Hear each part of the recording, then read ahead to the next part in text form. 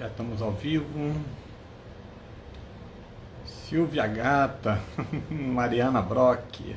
Tudo bem, Mariana? Já vou lhe adicionar. Hoje nós vamos ter uma live com a doutora Mariana Brock, de Manaus, da Universidade do Estado do Amazonas. Já está aqui com a gente. Rapaz, subiu, o Ibope tá bom, hein, Mariana? Muita gente famosa. Jaciara, Antenor.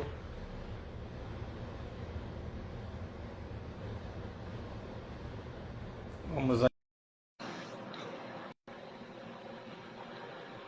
Renatinha. Olá, tudo bem? E aí, boa noite, Arruda, tudo bom? Tudo Tudo bom? Tá tranquilo? legal a transmissão, áudio, vídeo?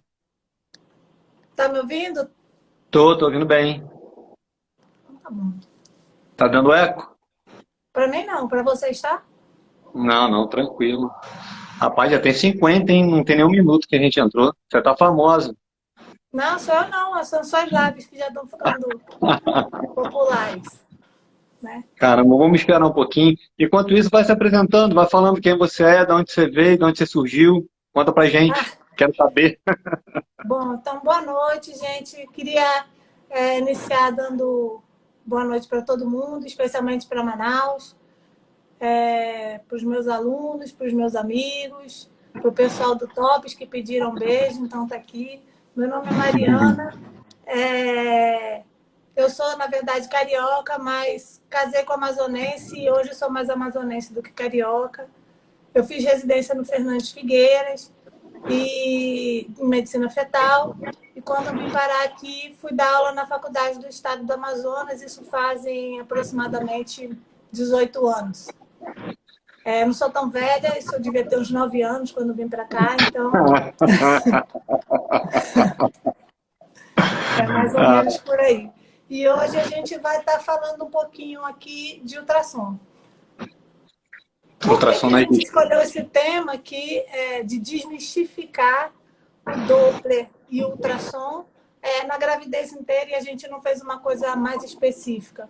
Porque quando o Arruda me chamou para fazer essa live aqui, eu pensei que o público que vai acessar não é só o pessoal que é médico, também tem muita gente leiga. E também não é só o pessoal que é especialista em ultrassom. Então, também tem obstetras, tem clínicos, e a gente acaba aqui no dia a dia ver muitas dúvidas e muitas coisas que são besteiras para a gente que está lá no dia a dia com ultrassom e que são dúvidas de pessoas que merecem ser esclarecidas. Então, na verdade, a ideia é desmistificar mesmo o ultrassom e saber como pedir, como fazer e tentar abranger o maior número de pessoas possíveis, tanto a população leiga quanto também os especialistas que estão nos assistindo. É isso aí. Então, doutora Mariana Brock, além de estar na UEA, e ela é professora também, acho que FAMETRO, não é, Mariana? Em Manaus, não é isso? Sou da UEA, sou professora da FAMETRO, sou professora do Instituto Arruda Câmara. Gosto demais de dar aula. Acho que eu nasci com uma vitrola na boca, então acho que talvez seja esse o problema. A Mariana coordena a pós de ultrassonografia e ginecologia e obstetrícia do Instituto Arruda Câmara já desde o ano passado. Foi nossa aluna, se tornou grande amiga, ela e o esposo dela, o doutor Jorge Leão, que também é da UEA, também é da FAMETRO. Vieram do Rio, foram para Manaus. O Jorge de Manaus, né, e a Mariana do Rio acabaram se fixando em Manaus já há 18 anos, como ela falou.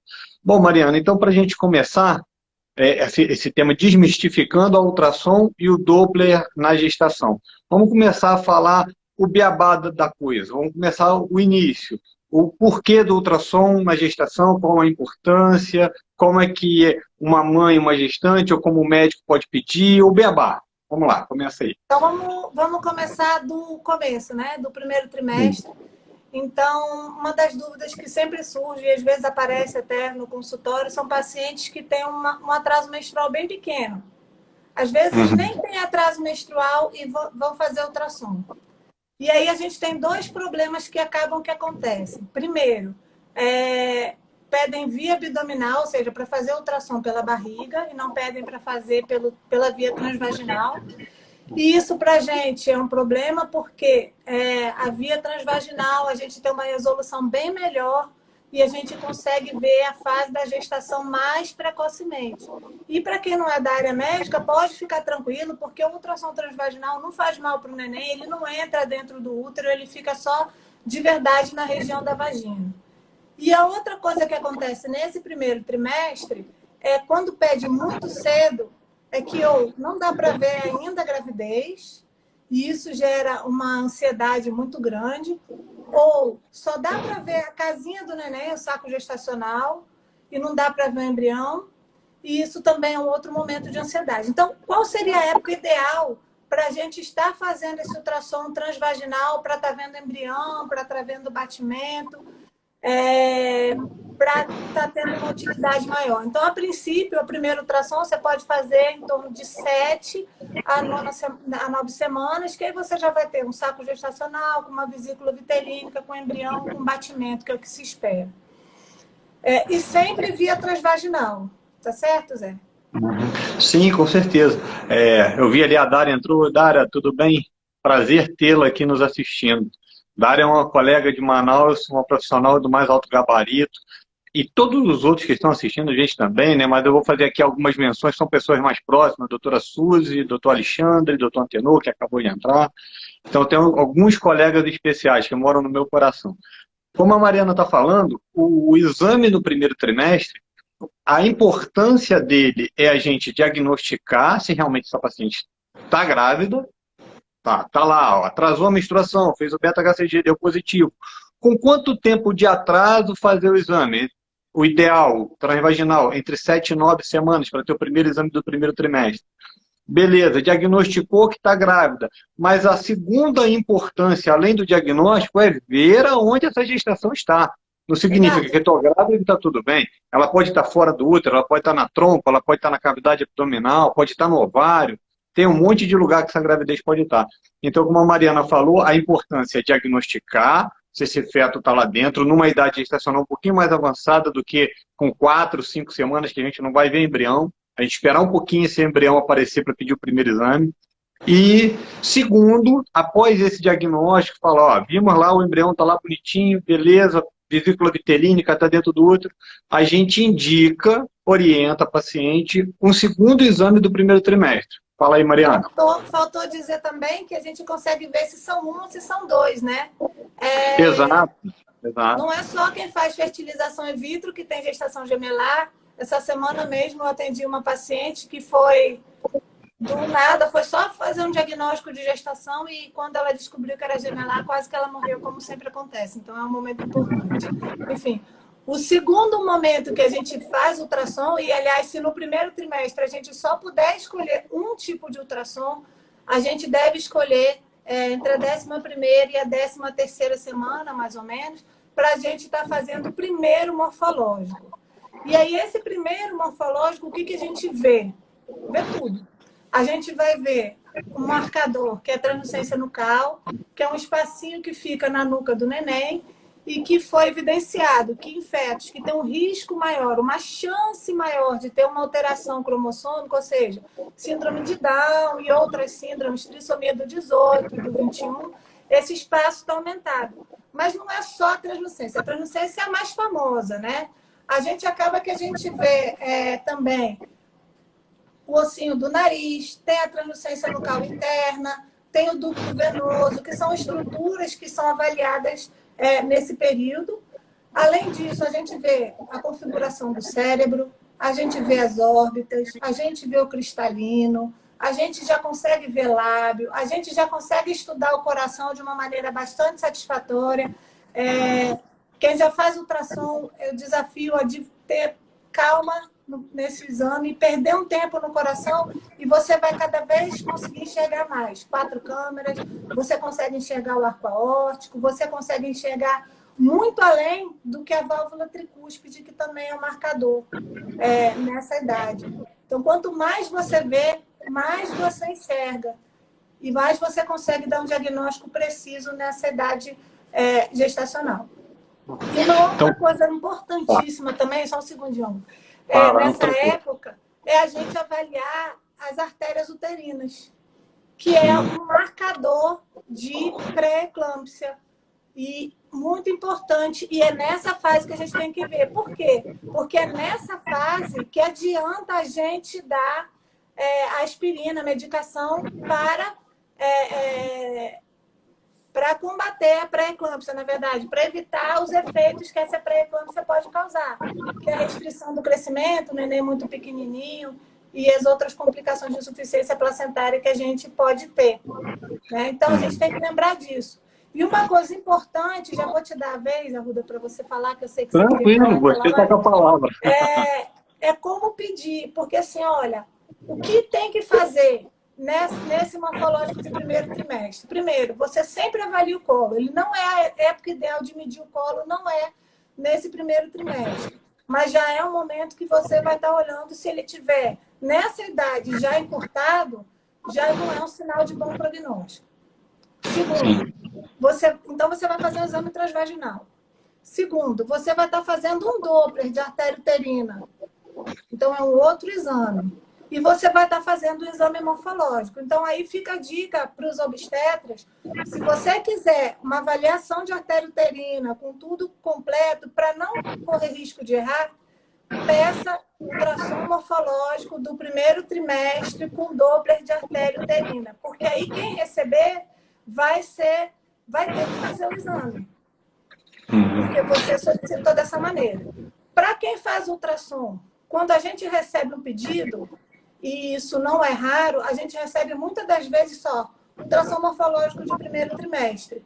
E não necessariamente deveria de contemplar, deveria de fazer, os colegas fazem o Doppler. O que eu, Mariana, faço? Eu faço o Doppler.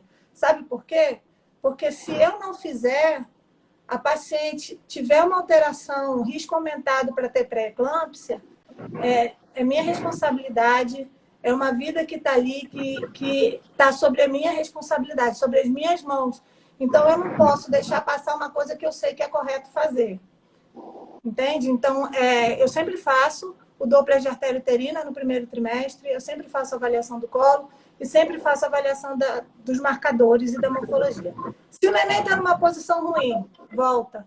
Volta uma, volta duas, volta três, volta 10 vezes, quantas vezes forem necessárias nesse intervalo. Entre 11 e 13 semanas.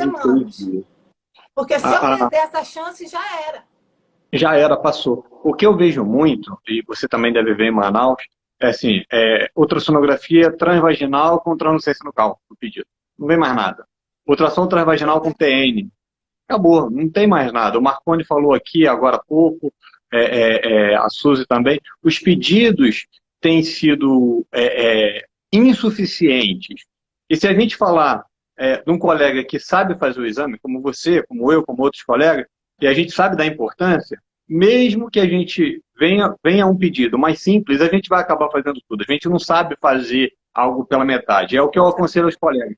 O manual da Febrasgo, já o último lançado, já diz que todo exame de ultrassom é morfológico. Então, não interessa se é no primeiro, no segundo ou no terceiro. Cada um tem a sua limitação, mas ele é morfológico. O doutor Marconi Tavares está assistindo a gente, ele sabe da importância de se avaliar o feto por completo nos 3 trimestres. Dá uma orientação aqui, um outro colega lá de Jundiaí, o Carlos, falou aqui também a respeito disso.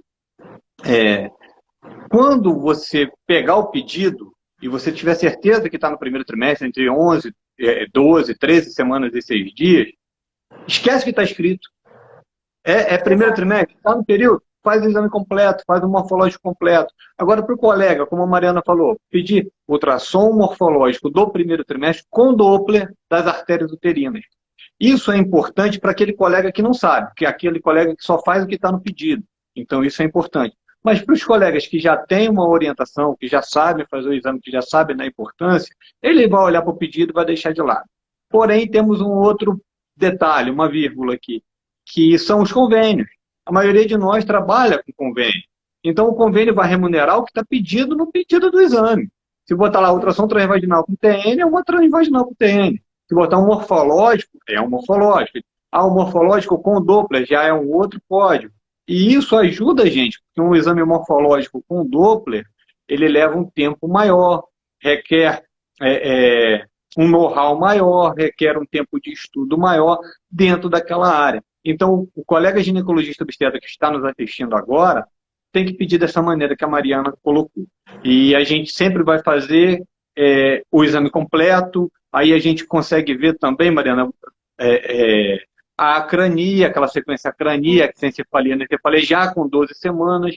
Então, a gente já consegue prognosticar muita coisa, defeitos cardíacos maiores, a gente vê a translucência nucal, no caso das cromossomopatias, doenças renais ou doenças cardíacas também. A gente já consegue ver algumas displasias esqueléticas, mesmo no primeiro trimestre a gente já tem sensibilidade para alguma coisa, aquelas serenomelias da vida, mais grave.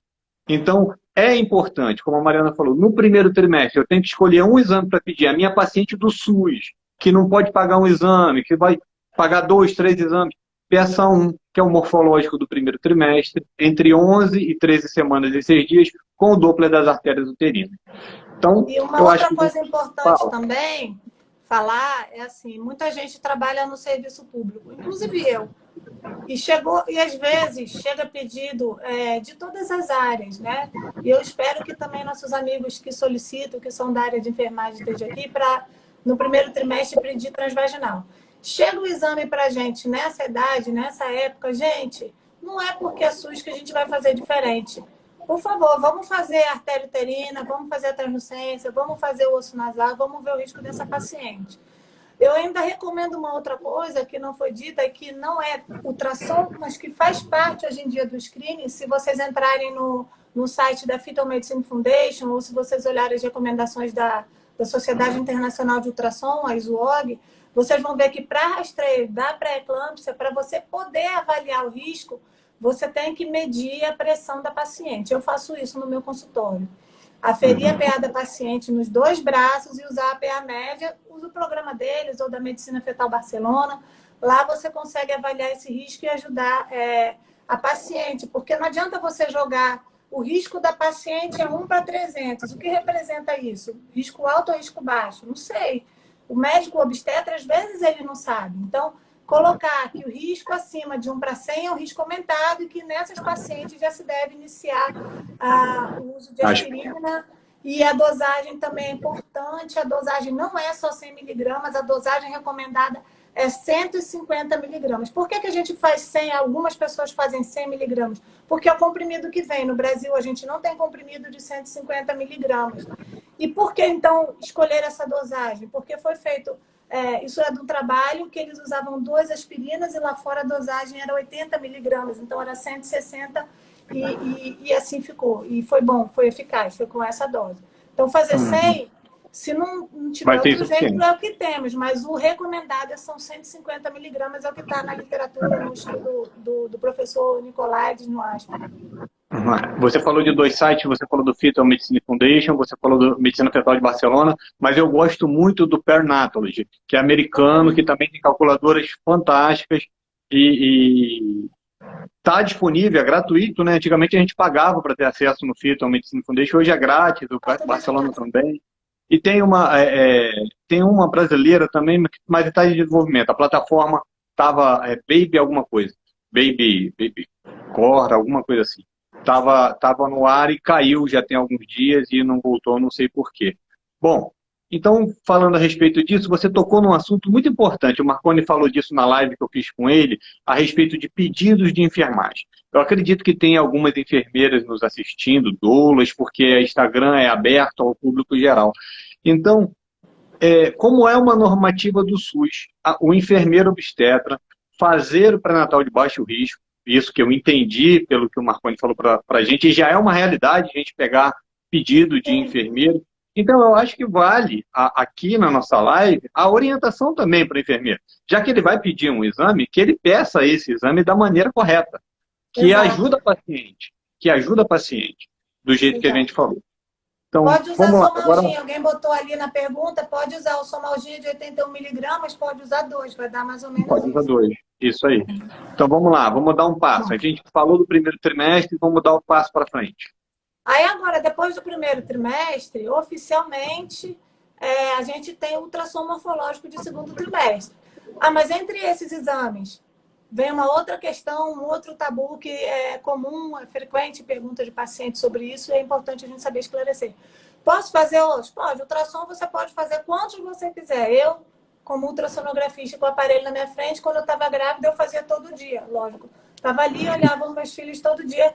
E todo mundo está grande, todo mundo é inteligente. E por que eu fazia isso? Porque eu tinha certeza que não tinha problema. Claro que eu não vou ficar 8 horas. Eu olhava e saía. Claro que também, gente, eu não estou preconizando que se faça ultrassom todo dia. Só estou querendo dizer que não faz mal. Não faz mal. É verdade. Então, você pode fazer um outro com 16 semanas? Pode. Você, com 16 semanas, nesse meio tempo, você é capaz já de identificar o sexo do feto com essa idade. Coisa que com 12, no primeiro morfológico que você tem, eu falo, e isso só te dá uma probabilidade maior e não é certeza. Então, no primeiro trimestre, não se arrisquem a dizer sexo de ninguém. Porque se vocês errarem, vocês vão ter que pagar o chá revelação. E aí depois... Deixa eu puxar uma vírgula aqui. Aqui na minha cidade tem uma juíza da comarca aqui, quando o colega erra o sexo, ela pega uma lista já que ela tem lá na pronta, aí fala assim, ó, vai ter que pagar esse enxoval aqui, comprar aquele imóvel, tudo na loja tal, é o de melhor que tem. Aí o cara vai lá, gasta 5 pau e se resolve na justiça. Ela tem dado isso aqui, tem gerado polêmica na cidade, mas a família preparou um chá revelação, a família teve uma expectativa, e você falou que era e não é.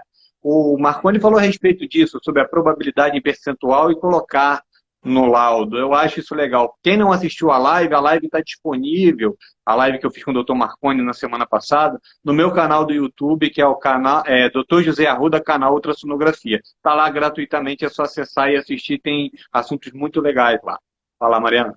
Vamos lá. E aí, no segundo trimestre, com 18 a 24 semanas, eu confesso que eu detesto fazer com 18 semanas o morfológico. Não gosto. 22. Eu gosto de fazer com 22, ou um pouquinho mais até. A minha idade favorita é 22. A gente vai fazer um segundo morfológico. E aí a gente vai olhar todas as estruturas. Esse sim é um exame que a gente vai estar fazendo, continuando aquele morfológico que foi feito no primeiro trimestre, vendo o rastreamento. E nesse você vai medir o colo do útero. Agora, como você vai medir o colo do útero? Existe a técnica abdominal? Existe. Mas não é a técnica ideal, entende? Então, aí é mais uma outra dica. Vai medir o colo do útero, tem que ser via transvaginal. Exato. Porque você vai conseguir ver o orifício interno do colo, você vai conseguir ver o orifício externo do colo, você vai conseguir medir adequadamente. Existem as técnicas de medida, isso é uma aula só, colo uterino é uma aula inteira só disso. Mas é importante que você saiba que tem, é importante que você saiba que você tem que avaliar o colo uterino no ultrassom morfológico. E o obstetra é importante que ele saiba que ele tem que solicitar ultrassom morfológico de segundo trimestre, com Doppler de artéria uterina, porque é um segundo momento que você tem de avaliação dessa paciente, e transvaginal. É muito exame? Mas é a segurança de um feto, é a segurança de uma paciente que está lá, que pode ter o risco de ter pré-eclâmpsia, que pode ter o risco de ter um parto prematuro, e com todas as consequências que um parto prematuro pode levar, não só para a vida daquela mãe, como para a vida daquele obstetra, como custo também, porque é caro uma criança na UTI, né? E as sequelas neurológicas que ela pode vir a desenvolver. Puxando a sardinha um pouquinho, você falou de colo, já te deixo terminar a conclusão. Eu estava lendo outro dia, até numa aula, eu estava atualizando uma aula sobre colo uterino, que a gente está colocando na nossa plataforma digital para venda, que é o preparatório da prova de título de especialista, e existe uma tendência de se abandonar não é abandonar, me perdoe, não é abandonar, mas é não deixar exclusivamente a medida do colo somente, mas a característica anatômica daquele colo.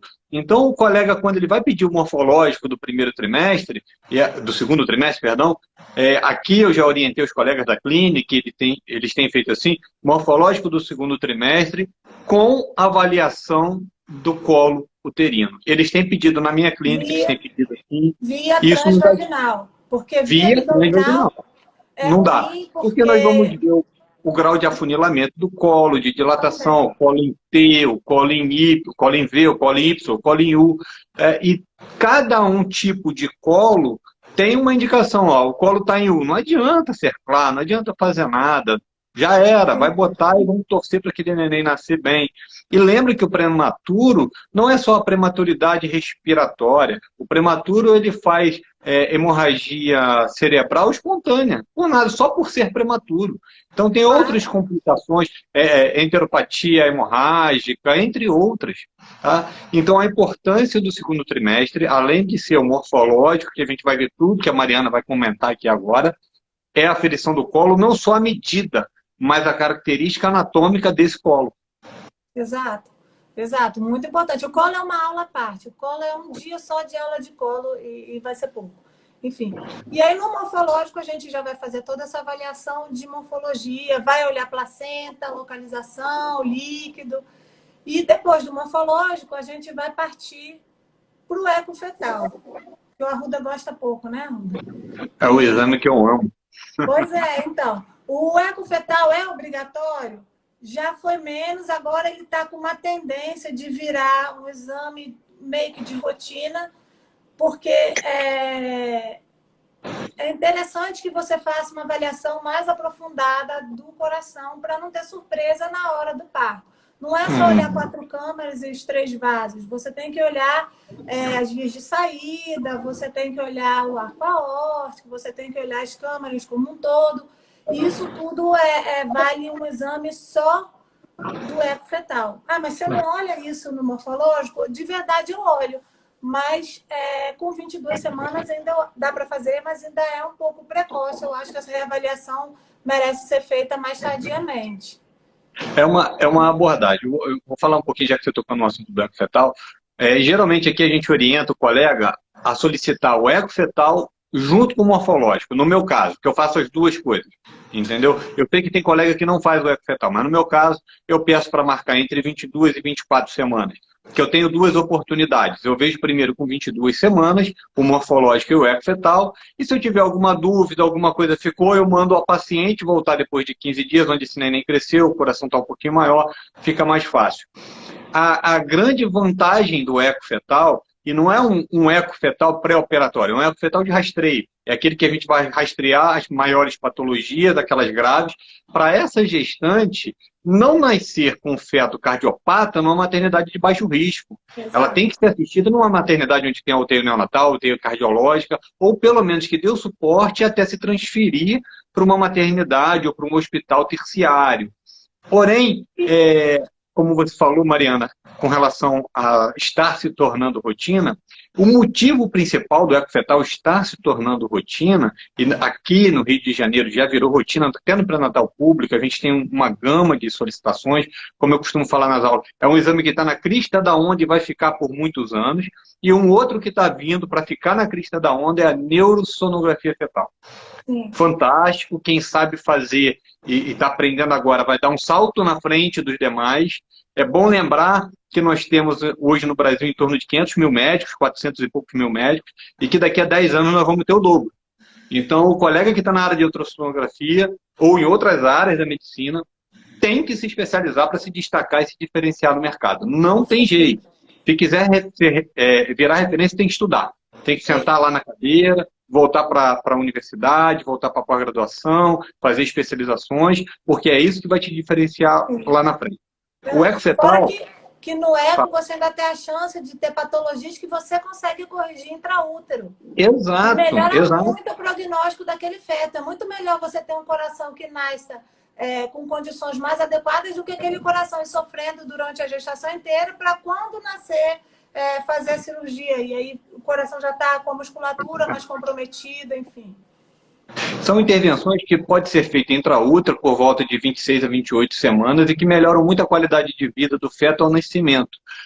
A importância do ecofetal é que somente 10% das cardiopatias vão estar no grupo de risco. Naquela paciente que já está no grupo de risco para cardiopatia. Aquela mamãe que já tem uma cardiopatia,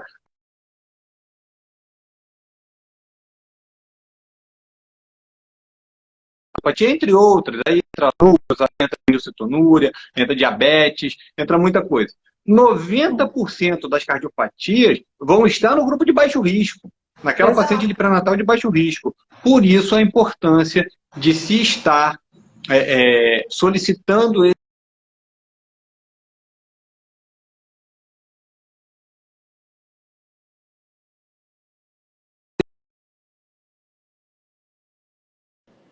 Oi, voltou. Voltou. Voltou. Falei, poxa, já acabou? Não, acabou não.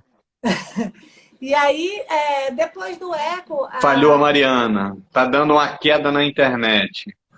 mas não é daqui Ouviu? não, acho que é a tua. Enfim, Tá andando. é, perguntaram até quando deve ser feito o eco fetal. O ideal é que seja feito no máximo 28 semanas, porque depois você começa a ter um feto com menos cartilagem, e o osso começa a ficar Mais mais calcificado e dá sombra, então fica bem difícil. É impossível? Não, mas é bem difícil, né? E aí, depois do eco, vem o Doppler. Isso a gente está falando só dos exames que são mais relevantes, viu, gente? E aí, esse Doppler ele serve para a gente avaliar a circulação fetal. Na verdade, esse é o Doppler obstétrico, onde a gente vai avaliar a artéria uterina, de novo. A gente vai estar avaliando a artéria umbilical e a gente vai estar avaliando a artéria cerebral média. E com isso a gente vai estar avaliando o bem-estar desse feto. Então é uma conta como se fosse uma economia, né? Se a gente está sem dinheiro, a gente não vai sair gastando dinheiro viajando. Nem o feto. Então, se o feto está com pouca oxigenação, o que ele vai fazer? Ele vai poupar para as coisas que são de verdade importantes, para os órgãos nobres. Quais são os órgãos nobres? Qual é o órgão mais nobre do feto? O cérebro.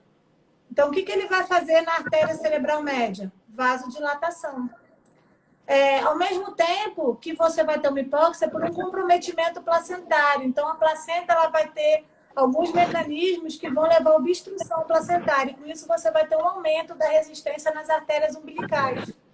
Então, esse a umbilical, que era um vaso de baixa resistência, começa a se tornar um vaso de alta resistência. E a artéria cerebral média, que era um vaso de alta resistência, começa a inverter e se tornar um vaso de baixa resistência. Antigamente, a gente valorizava demais essa questão de centralização e era isso que valia. Hoje em dia, o que a gente valoriza é o índice de pulsatilidade, é o IP da artéria cerebral e da artéria umbilical, porque eles começam a se alterar primeiro do que a centralização. E aí a gente entra na questão de como que a gente vai manejar isso. Quando que é a hora de interromper esse feto? Um feto centralizado. É o Isso dá momento briga, de hein? interromper? Vamos brigar agora. É um feto centralizado. A gente tem que interromper esse feto sempre? Qual será o limite? Então, assim, se eu tenho... Agora Eu não vou falar qual é o briga. meu limite. Se a gente tem aqui, por exemplo, no Amazonas, um feto com 26 semanas, esse Menos de 1 feto quilo. está centralizado, ele está com a artéria cerebral média dilatada e uma artéria umbilical com aumento do índice de pulsatilidade, o que eu vou fazer com 26 semanas? Nada, eu vou acompanhando, eu vou esperar o ducto venoso, eu vou fazer cardiotocografia e eu vou empurrando esse feto até o máximo que eu conseguir aguentar. Dá água Agora, com se eu açúcar. tenho um feto com 36 semanas, que eu Aí é começo a ter diferente. alteração do índice de pulsatilidade, poxa, o que eu vou ficar esperando com aquele feto ali alterado já em hipóxia, mesmo que seja em fase inicial? Eu não vou ganhar nada. Para que eu vou ficar vendo o ducto venoso dele? Então, não tem necessidade. Nenhuma. O custo-benefício é você saber pesar o que vai ser mais maléfico para o sistema nervoso desse feto, a prematuridade ou a hipóxia intrauterina. E aí Exato. aí que a gente tem várias escolas e várias opiniões de como você vai acompanhar ou não. E isso eu já conversei com o próprio professor Gratacosa, ele falou, vocês têm que agir de acordo com a maternidade que vocês têm. Porque não adianta interromper antes se a sua maternidade não vai aguentar o bebê. Ele vai morrer dentro ou fora. Então, você não está fazendo nenhum serviço. Você tem que ver se a maternidade aguenta com 28 semanas, então você vai empurrar esse feto até 28 semanas. Ele está com 28 semanas e ele está centralizado. Se a sua maternidade tiver condições de acompanhar, você pode empurrar ele. E aí que entra a controvérsia dos grupos, até você ter um ducto venoso alterado. Mas como é que você vai fazer isso? Não é uma maternidade onde a cada dia você tem um plantonista, onde a cada dia você tem uma visita diferente, onde cada dia você tem um ultrassonografista diferente. Você tem que ser numa maternidade de um hospital de alto risco, onde as pessoas tenham a mesma conduta, onde você tenha protocolo. Porque Exato. senão, a Mariana acha que tem que esperar o ducto venoso, o Arruda acha que tem que interromper, aí o Arruda manda para o centro cirúrgico, a Mariana está no centro cirúrgico, manda de volta para a enfermaria. E isso acaba dando uma desorganização e aí você não vai resolver a vida de ninguém, certo? É verdade. Isso dá briga, e porque os critérios de Grata-Cós, quando chegaram aqui no país há alguns anos atrás, virou uma febre, né? Todo mundo queria saber como era, como fazia. E eu acredito que até com boa vontade de querer ajudar as gestantes, implantaram os critérios de uma forma muito errônea nas maternidades. Eu vi isso aqui no Rio de Janeiro. E a gente falava, cara, não é bem assim. Olha, ele está lá fora, ele tem protocolo, ele tem serviço, é o mesmo cara que é o rotina, é o mesmo cara que é o chefe, é o cara que vê lá o IP todo dia do ducto venoso é o mesmo, o cara que faz a umbilical e cerebral é o mesmo cara. Então não dá para Berçário pegar o pacote. maravilhoso. Exato, berçário maravilhoso. Não dá para pegar o mesmo Surfactante lá pacote. não é tão caro. Surfactante lá preço de aspirina aqui. Então você não dá para pegar um pacote montado lá na Europa ou nos Estados Unidos e trazer para o Brasil. Nossa realidade é outra. Como também não dá para pegar uma tabela biométrica europeia e trazer para cá. Pega uma tabela biométrica europeia e vai para o interior do Nordeste. Vai para o Nordeste. Não dá certo, vai dar restrição em muita gente. Então a gente tem que adaptar o que é bom lá de fora para a nossa realidade aqui, mas com protocolo, com uma equipe. Então eu não entendo, até entendo, porque a gente sabe os motivos, mas eu não entendo hoje você fazer um acompanhamento Doppler de uma gestante em pré-eclâmpsia que está internada numa maternidade com 28 semanas ou com 29 semanas, cada dia com um colega. Deveria ter um colega específico para estar acompanhando aquela paciente na rotina, aquela paciente que está internada. Não adianta chegar num dia, tá a Eliane Otapiassi na maternidade Nazira lá, em Manaus, atendendo. No outro dia é a Maria Luísa, no outro dia é o Antenor. Aí no outro dia vai lá o Sidney. Mas Cada se um vai fosse ver ainda uma... tá bom. O negócio é que às porque vezes... só falei nome de gente boa aqui. Isso ainda tá bom. Agora, às vezes, não é nem só o ultrassonografista, entendeu? É a rotina mesmo do É a hospital rotina que da deveria de ter e que às vezes não tem, né? medicação, suporte de berçário, neonatologista, é uma coisa muito grande. Às vezes a gente não consegue isso nem nas maternidades particulares de convênio, a gente tem essa dificuldade. Né?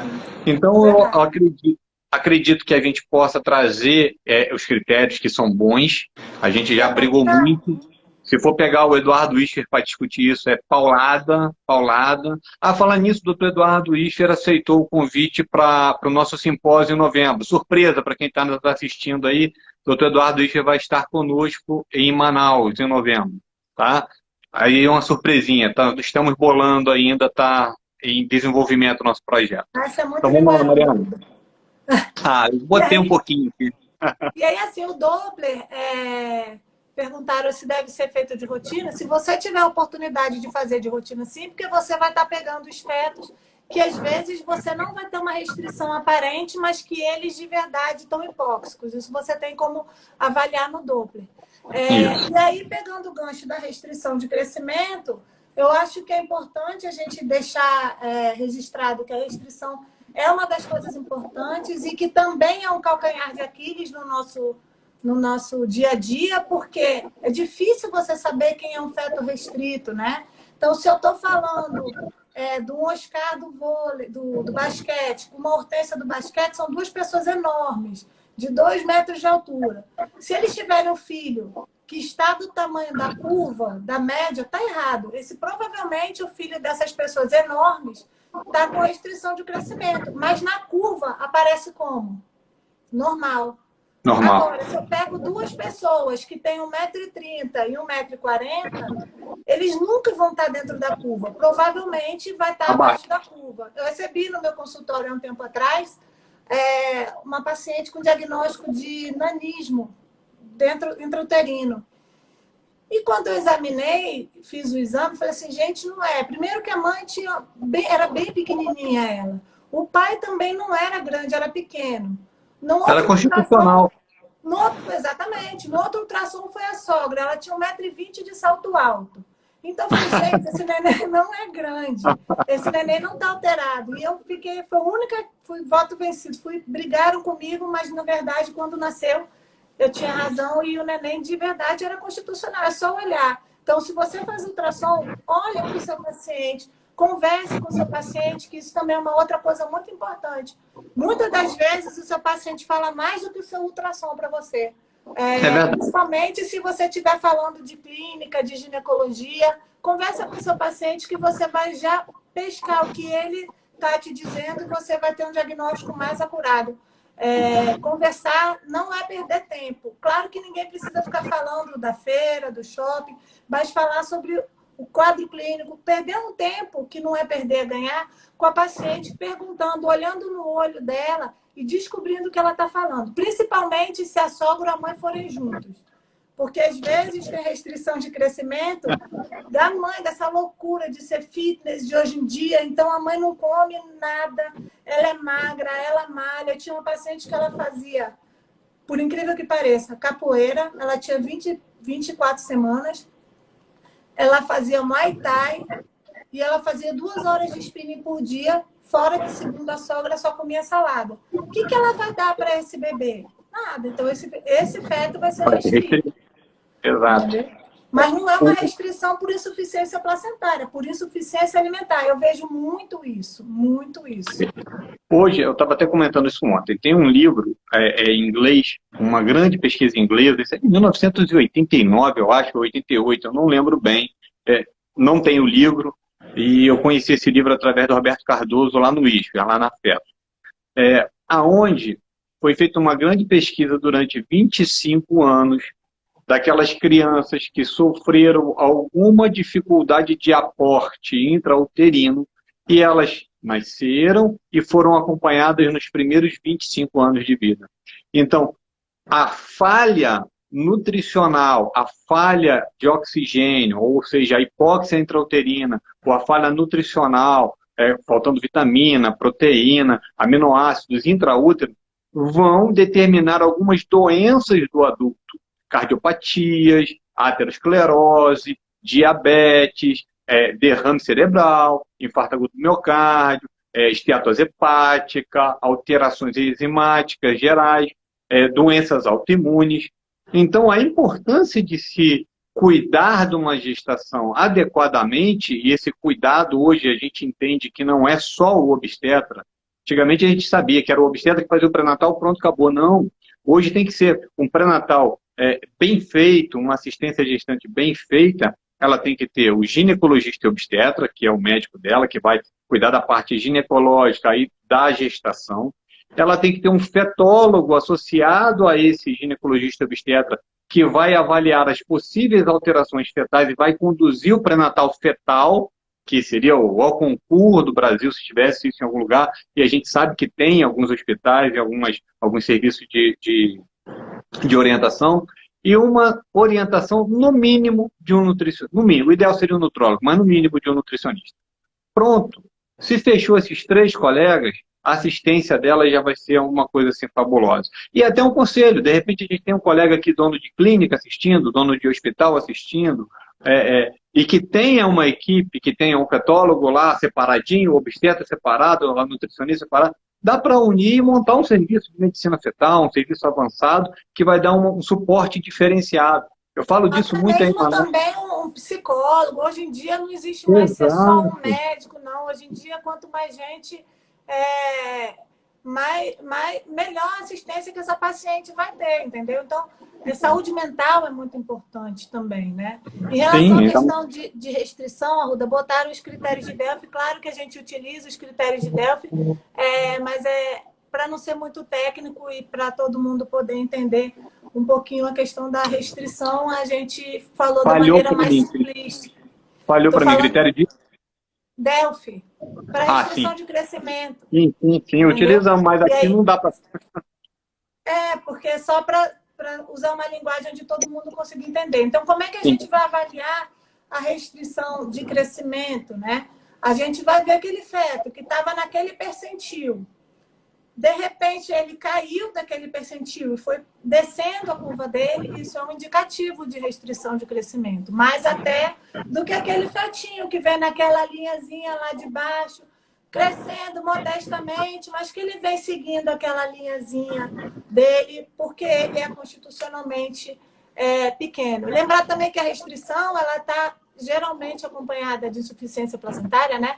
Ela está associada a um líquido geralmente diminuído, né?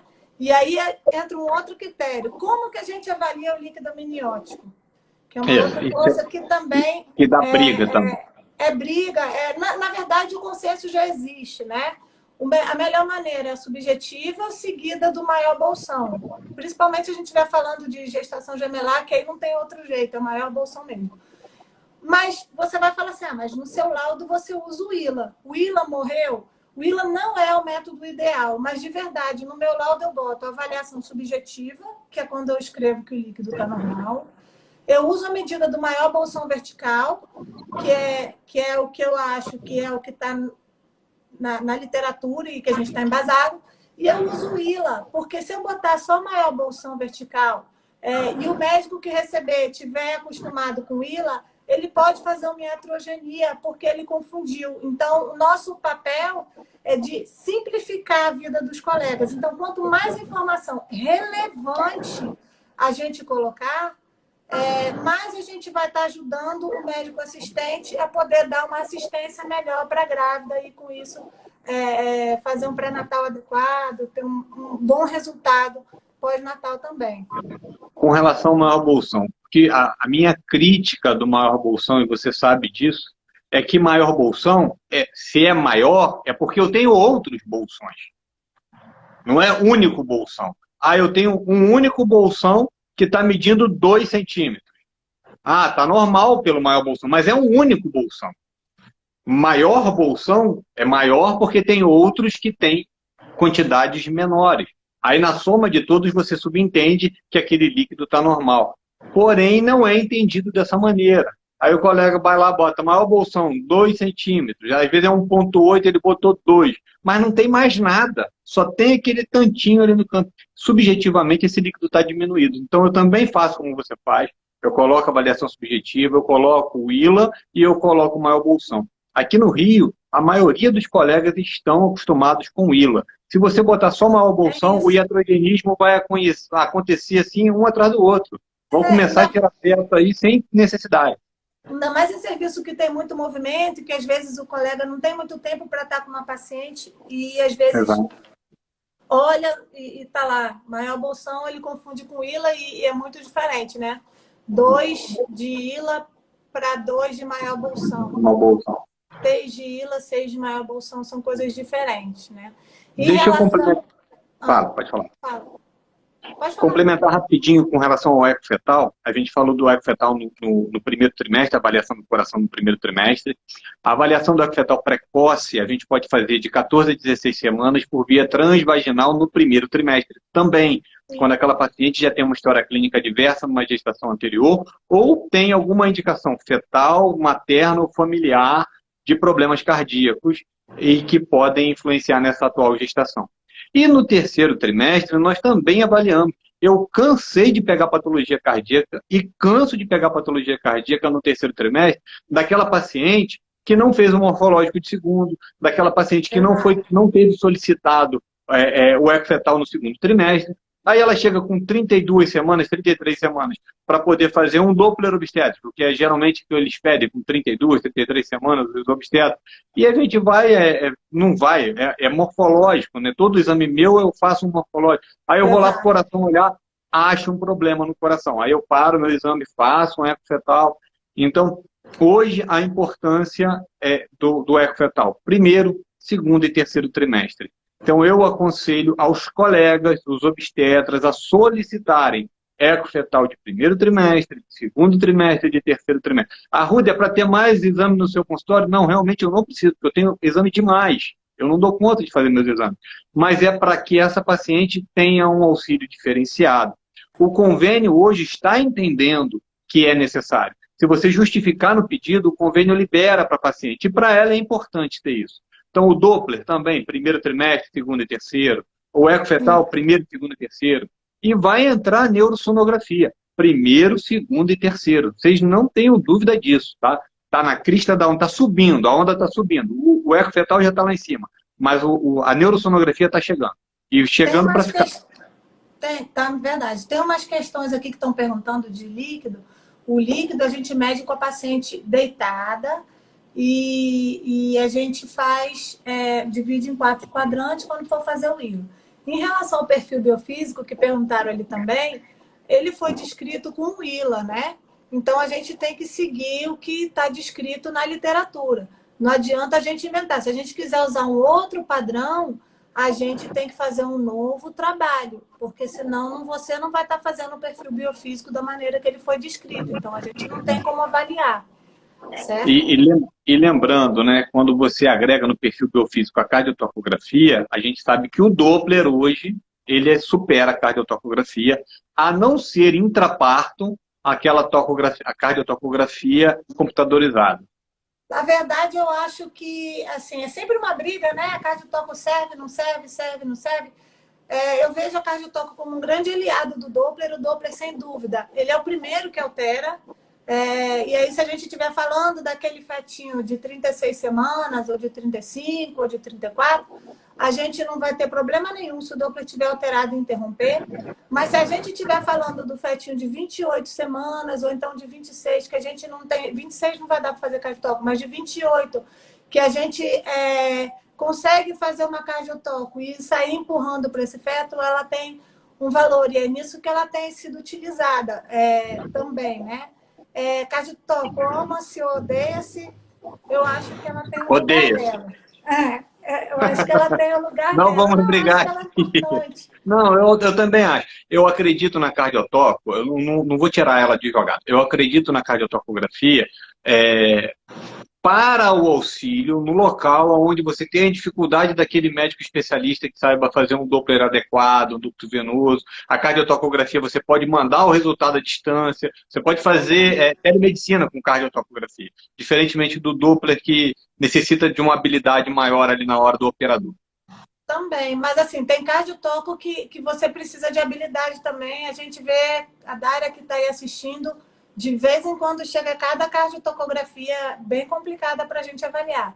Então, não é tão fácil assim. Eu acho que, na verdade, ela vai auxiliar mesmo na nossa conduta frente a esses fetos, com restrição, e que você está naquele jogo de xadrez para saber a hora correta que você tem de interromper aquela gestação de uma maneira segura, no momento mais oportuno, sem que isso cause dano ou cause menos dano e menos problema, entendeu? Que você consiga minimamente salvar um feto e ter um prognóstico razoável. Está descrito nos critérios de Gratacosa a cardiotocografia, então não dá para discutir porque o trabalho dele é bom, é grande, então vou parar por aqui para a gente não brigar. Então Você vamos lá. ama tanto? Então, são 9h22, a gente ainda tem alguns minutos, acredito que em torno de 5, menos de 10 minutos para falar. E tu não fica me avisando com 2 segundos que vai acabar, não, porque senão não dá nem Eu pra me esqueço, a despedir. coisa vai indo. Eu esqueci com o Marconi, com o Pastore, a coisa vai Eu vi que enrolando. ninguém deu tchau. Bom, o que mais que falta? A ultrassom intraparto, né? Ultrassom intraparto. Intraparto é uma coisa que falaram bastante na ISUOG, que eu acho que tem um futuro bastante promissor. Não fiz ainda, porque a minha realidade não é estar de plantão, mas eu acho que é um super campo que pode auxiliar bastante hoje em dia nessas questões de parto vaginal, de parto humanizado, onde você tem que avaliar a posição do feto, de repente, numa situação onde aquele feto está com um trabalho de parto um pouquinho mais complicado. Eu acho que é bem interessante, um campo novo, e para quem está aí começando, quiser fazer mestrado, doutorado, talvez seja uma excelente tese para vocês estarem avaliando e fazendo isso aqui em Manaus, por exemplo, ninguém faz. Aqui no Rio também não. Se estão fazendo em alguma maternidade particular, de alto nível, mais SUS, realmente é muito cheio, é muito complicado, e ainda mais agora com essa época de pandemia, eu duvido que tenha alguém fazendo. Não. Mas agora, lá na Europa, no Congresso da Sociedade Internacional, só se falava dessa questão de ultrassom intraparto. Tiveram várias salas, várias mesas bastante interessantes e eu acho que isso é um futuro bem promissor de verdade. Eu acho legal, mas a gente ainda tem dificuldade nas maternidades públicas aqui do Brasil de ter dois aparelhos de ultrassom, um na sala de parto e outro no ambulatório. Algumas já é realidade, outras não. Tomara que agora, com esse dinheirama que foram protestados aí, que eles comprem alguns aparelhos de ultrassom e deixem nas maternidades para Podia poder usar, ajudar. comprar para fazer ultrassom pulmonar do Covid Depois a gente usa na maternidade. depois a gente podia utilizar, né? Aproveitar Sim. e comprar com a sondinha. Mariana, então tá quase, deixa eu ver, faltam aí 4 minutos ou 2 minutos. Te agradecer, essa live eu vou interromper ela um pouquinho antes do término para não ficar agarrada, porque senão a gente vai Me falar deixa 30 me segundos, despedir. corre, fala, tchau. Então eu quero te agradecer, é, foi fantástico, a gente teve aqui mais de 180 ao vivo, acho que 200, 190, não sei, eu não prestei muita atenção, durante todo o tempo da live. Falamos de assuntos importantes, os colegas vão saber solicitar alguns exames importantes, as enfermeiras que estão assistindo também, as gestantes e as futuras mamães que estão assistindo, saibam da importância de você fazer pelo menos os exames que nós comentamos aqui, o morfológico do primeiro trimestre, o morfológico do segundo trimestre com a aferição do colo, o morfológico do primeiro com o Doppler das artérias uterinas, o eco fetal, o exame de início de terceiro trimestre, que é com 28, 29 semanas, e anteparto, um Doppler anteparto, avaliar o líquido amniótico, posição fetal, e em alguns casos, intraparto também. Então fica as nossas dicas, espero que a gente tenha conseguido ajudar alguém, elucidar a dúvida. Para mim, eu não estou respondendo nem comentando o que os colegas estão falando, porque a minha letrinha aqui parou de subir, travou aqui no meu amigo Carlos lá de Jundiaí, já tem uns 20 minutos e não sobe mais. Então, você viu aí algumas perguntas e, por favor, fique à vontade para poder fazer suas considerações finais. Bom, queria agradecer a oportunidade de estar aqui dividindo contigo essa live, falar que espero que as pessoas tenham aproveitado. Queria mandar um beijo para a tia Ana, que foi minha professora do CA, que eu vi que ela estava ali, ela mandou um beijo para mim, eu não podia deixar de mandar um beijo para ela. E se vocês quiserem alguma outra coisa, é só sugerir para a Ruda que a gente pode estar fazendo outros momentos de outros assuntos, de repente ser mais específico. Esse foi bem abrangente, que a ideia era dar um panorama geral de ultrassom e tentar esclarecer algumas dúvidas de como solicitar o exame, quando solicitar o exame, para que serve e como utilizar. Tá bom? Foi fantástico. Então, gente, só para lembrar, a gente volta às nossas atividades em Manaus agora no mês de junho, no final do mês de junho, já temos data marcada. Vamos voltar com todos os cuidados que as normas do Ministério da Saúde nos orientam, né? O afastamento, o número de pacientes, a maternidade já está sabendo, já estamos liberados pela direção da maternidade. Parece que Manaus volta o comércio gradativamente. Dia 1º, e a gente vai ter o nosso curso no final do mês. E aqui no Rio a gente já começou devagarzinho, tendo aulas semanais. Temos os cursos pela internet, a nossa plataforma de curso está na Hotmart, alguns cursos a gente já tem lá o de assoalho pélvico, já temos o de tireoide com Doppler, já temos o de fígado e vias biliares, de baço e pâncreas. Estamos agregando alguns cursos toda semana, que é o preparatório da prova de título de especialista. Então, ontem eu gravei, Mariana, foi bolsa escrotal com Doppler e ultrassom peniana, e agora o próximo vai ser Doppler em medicina interna. Então está ficando bastante legal o curso, os colegas que querem e desejam se especializar, é uma boa, dá uma olhada lá no nosso site, no site do Instituto Arruda Câmara, está lá, a doutora Mariana tem lá todo o currículo dela, tem o meu currículo, o doutor Jorge Leão, e se for pegar o da Mariana, dá 75 páginas, assim, a gente vai virando assim, para um lado para o outro. E eu quero agradecer é importante o isso carinho que você falou de se especializar. É super importante essa questão de especializar. Porque hoje em dia, se você sair da faculdade e for mais um, você não vai ser ninguém, porque tem muita gente, tem muita faculdade, tem muito médico se formando. Então, o caminho é você se especializar.